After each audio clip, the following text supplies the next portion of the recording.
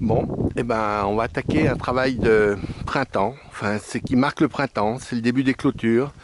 Donc j'ai un paquet de clôtures à refaire. Là, les poteaux sont plantés. On le voit bien. Sauf que comme c'était très très mouillé, ben, j'ai pas pu passer depuis un bon moment.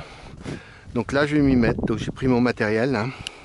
Et puis je vais vous montrer. Oh, c'est tout simple, c'est rébarbatif. Mais moi, ça me plaît bien parce que je suis dans la nature, il fait beau. Donc là, je choisis un poteau. Parce que pour faire tendre les fils, c'est pas simple, ils sont pas droits, donc il y a des endroits où ça avance, des endroits où ça va repousser. Donc ce poteau-là me plaît bien.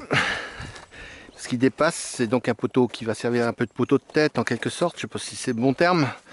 Donc le principe de la jambe de force, et je le prends en bas là.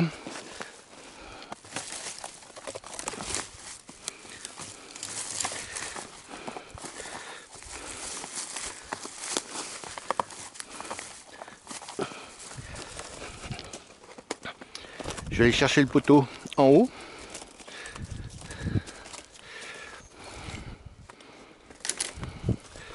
Donc j'utilise une fin de plot parce que c'est comme ça que ça va le mieux à dérouler à la main. Je vais pas mettre le dérouleur, vous allez voir, le système de déroulage est quand même pas très pratique pour faire ça. Plus pour des grandes longueurs.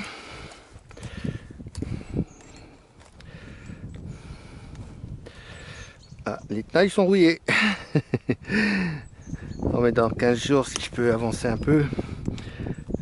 Donc là j'ai jusqu'au 5 avril pour tirer un paquet de clôture. J'ai du retard, il faut absolument que je rattrape.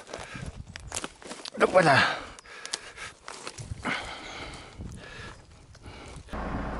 Voilà, j'ai préparé mon dérouleur. Donc en fait c'est un tube hein, avec des protections que je mets sur le tractopelle. L'avantage c'est que l'inconvénient c'est que le tractopelle c'est lourd.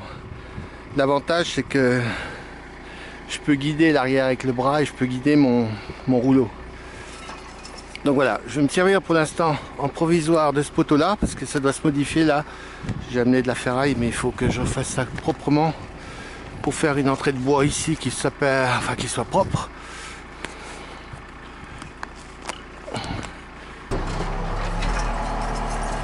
Donc voilà. Faut pas s'énerver, faut dérouler doucement.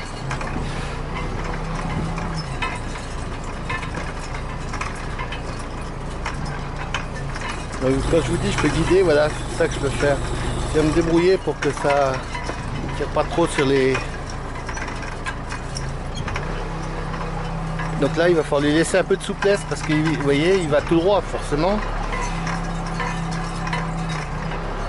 Donc la prochaine étape consiste à mettre un raidisseur. Je vais le mettre par ici. Donc au début je mets toujours le pied dessus parce que le fil, bon celui-là ça va, il est au sol, il est bloqué. Il y a des fois c'est un vrai ressort. C'est quand même du barbelé. Voilà, j'ai préparé mon truc.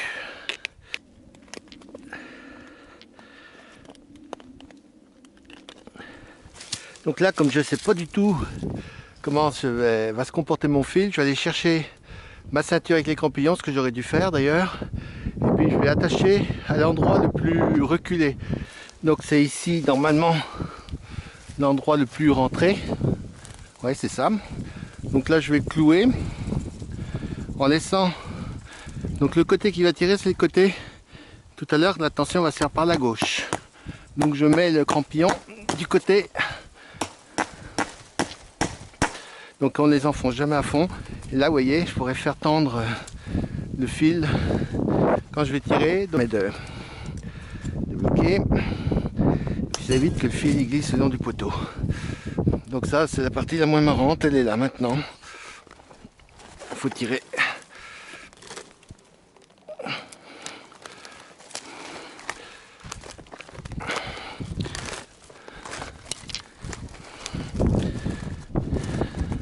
Donc là je commence par crampillonner toujours les poteaux qui sont les plus rentrés pour pouvoir permettre, c'est eux qui vont faire la tension. Donc là je vais sauter ces poteaux là et je vais aller directement au poteau ici. Voilà, c'est eux qui vont faire la tension. Et puis si ça suffit pas, et ben après j'ai mon raidisseur. Voilà, j'ai fini le premier 4 ans. Alors je mets que 4 ans parce que là c'est le long du bois Et tout ça c'est de l'épine. Donc ça va repousser, ça va s'étoffer. Et les bêtes elles passeront pas parce que de toute façon elles vont pas dessous. Pour le dernier rang est haut. Comme ça les sangliers pourront passer sans problème. C'est un peu la plaie ça. Voilà, je vais mettre le... Maintenant je vais aller mettre le tendeur au prochain et puis recommencer pareil.